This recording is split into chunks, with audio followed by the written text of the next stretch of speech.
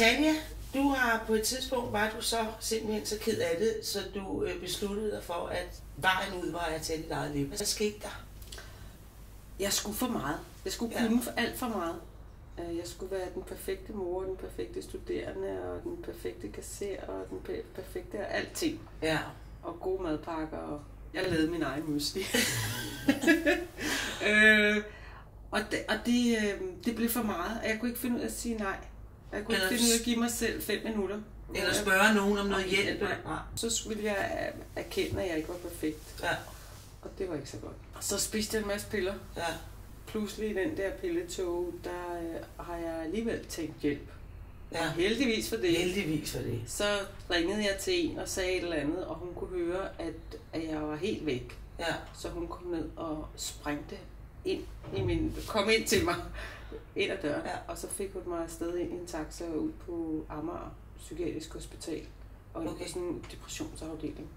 Jeg græd i 14 dage, jeg sad nede i et hjørne og græd, og jeg kunne ikke tage tøj på. Så du brød virkelig sammen? Jeg brød fuldstændig sammen. Jeg var et knækket menneske. Jeg ville ikke ud i dagens lys, jeg ville ikke spise, jeg ville ingenting. Jeg kunne ingenting. Langsomt så kom jeg i terapi. Ja. Og så fik jeg noget medicin. Og det terapi var en gruppeterapi? Det var gruppeterapi, ja. Og det var 4 dage om ugen. Hold op. Det var rigtig meget. Altså, det var meget intensivt. Og der skal man ligesom give slip. Ja. Og tage det ind. Og det er skidesvært. Og lige inden det begynder at virke, så vil man slet ikke mere, fordi det er ikke noget for mig, det der. Sådan er jeg ikke. Ja, og jeg har ikke brug for. Nej, det har jeg ikke brug for. Og så begynder det at virke. Og det mærkelige er jo, at det hjælper jo at snakke sammen. Det hjælper jo at dele det.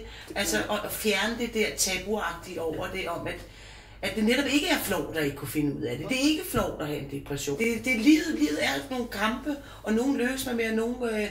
Men altså, sådan er det jo at leve for helvede. Og hvis man snakker om det, så bliver det mindre farligt.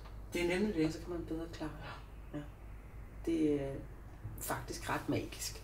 At være sammen med andre mennesker, hvis man rigtig tør. Tak fordi du kom.